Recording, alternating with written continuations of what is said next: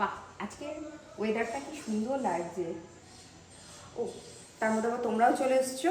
তো কেমন আছো তোমরা? নমস্কার, বর্তমান ঘরকন্যা একটা ব্লগ থেকে তোমাদের সবাইকে স্বাগত।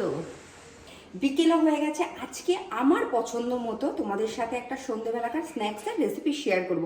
আর আরেকটা কথা যেটা হলো যে আমরা কারোর মা, কারোর স্ত্রী বা বাড়ির বউ, আমরা কিন্তু সবার পছন্দ মতো সব কিছু করি, নিজেদের পছন্দটা কোথাও ভুলে যাই। তো মাঝে মাঝে আমাদের পছন্দটা, আমাদের নিজেদের ভালো লাগার জায়গাটা করা উচিত। তো চলো, তার জন্য আজকে আমার পছন্দ মতো একটা তোমাদের স্ন্যাক্সের রেসিপি দেখায়। তো চলো পরিচয় করিয়ে দিই। আজকের রেসিপিটার নাম হলো রসুনি চিংড়ি। তো এখানে আমি চিংড়ি মাছ নিয়েছি, আর এখানে পেঁয়াজগুলোকে আমি এভাবে পাপড়ির মতো ছাড়িয়ে নিয়েছি, আর এটা হলো ওই স্প্রিং অনিয়ন একটুখানি দিয়েছি এখানে। আর এখানে রয়েছে রসুন বাটা, আদা বাটা, কর্নফ্লাওয়ার, নুন।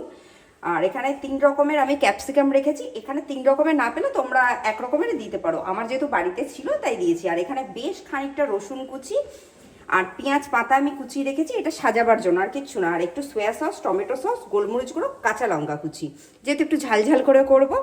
এবার চিংড়ি মাছগুলো আমি একটু মাখিয়ে নেব। এখানে নিচ্ছি আমি এখানে আদা রসুন বাটা, যেহেতু বলেছি রসুনই চিংড়ি, তো রসুন বাটাটা একটু বেশি লাগবে। তারপর নিচ্ছি এর ভেতরে নুন পরিমাণ মতো, আর নুনটা একটু পরিমাণে আমি কমই দেব। আর একটুখানি কর্নফ্লাওয়ার। আমি কিন্তু ময়দা এখানে ব্যবহার করছি না, তোমরাও এখানে ময়দা ব্যবহার করো না। তারপর দেবো এর মধ্যে অল্প একটু গোলমরিচ গুঁড়ো আর অল্প একটুখানি সয়া সস। এটা মাখিয়ে কিন্তু একটুখানি সময় রাখতে হবে।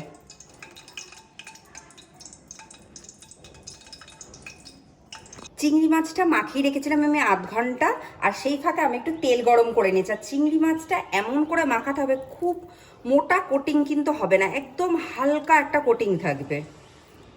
এবার আমি চিংড়ি মাছগুলো ভেজে নিচ্ছি। তা চিংড়ি মাছ তোমাদের কার কার ভালো লাগে খেতে? আমার তো ভীষণ ভালো লাগে। চিংড়ি মাছগুলো একদম সুন্দর করে ভাজা হয়ে গেছে, একটু সোনালি করে ভাজবো, ঠিক আছে? এবার চলো এর সাথে একটু সস টাইপের জিনিস করবো। এটা তোমরা এইভাবে ভাজা হিসাবেও খেতে পারো, আমি একটু সসের মতো করব, তো সেটাও দেখিয়ে দিচ্ছি, চলে আসো। বেশ খানিকটা আমি এখানে রসুন কুচি দিচ্ছি। আমার না রসুনের গন্ধটা ভীষণ ভালো লাগে, জানো তো। তার সাথেই দেবো অনেকটা কাঁচা লঙ্কা কুচি। একটু রসুনটা হালকা ভাজা ভাজা হলেই এই যে 3 রকমের ক্যাপসিকাম আর পেঁয়াজটা রয়েছে একসাথেই দিয়ে দেবো। এটা রসুনটা কাঁচা লঙ্কাটা ভাজা হয়ে গেছে। এখানে যে যে পেঁয়াজটা রেখেছিলাম এই পেঁয়াজটা এখানে দিয়ে দেবো। এগুলো সবই হালকা হালকা ভাজতে হবে, আর এই সময় গ্যাসের ফ্লেমটা আমি বাড়িয়ে দেবো। পেঁয়াজটা ভাজা হয়েছে মানে হালকা ভাজা, এর সঙ্গে আমি এই যে ক্যাপসিকামগুলো দিয়ে দিচ্ছি। প্রথমে সবুজ, তারপর হলুদ, তারপর লাল, দিয়ে একটু নাড়বো। এই সময় আমি অল্প একটু নুন দিয়ে দেবো।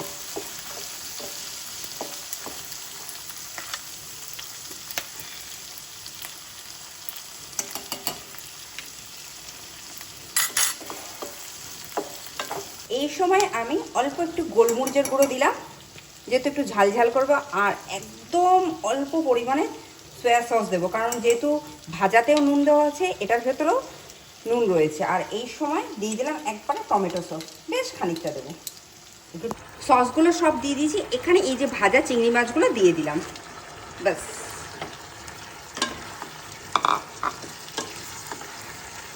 যেমন সুন্দর দেখতে হচ্ছে তেমন তার গন্ধ, আর স্বাদ তো দারুণ হবেই হবে। এটা গার্নিশিংয়ে বলেছিলাম একটুখানি পেঁয়াজ পাতা কুচি দেবো, দিলাম। আর এর উপরে না একটু তিল দিলেও ভালো লাগে, যেহেতু আমি তো তিল বা চালের গুঁড়ো খাবো না, আগেই তোমাদের বলেছি কেন খাবো না। তো চলো পরিবেশন করে ফিরে আসি। তৈরি হয়ে গেছে আমাদের রসুনি চিংড়ি। এটা আমি স্টার্টারের জন্য বানিয়েছি, তোমরা এটা একটু গ্রেভিও করতে পারো, ফ্রাইড রাইস বা নুডলসের সাথেও ভীষণ ভালো লাগবে। তো মাঝে মাঝে নিজেদের পছন্দ মতো জিনিসগুলো করো।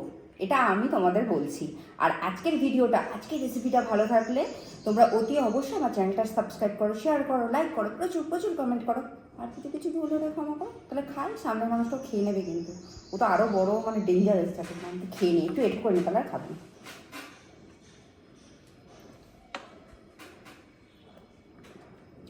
অপূর্ব।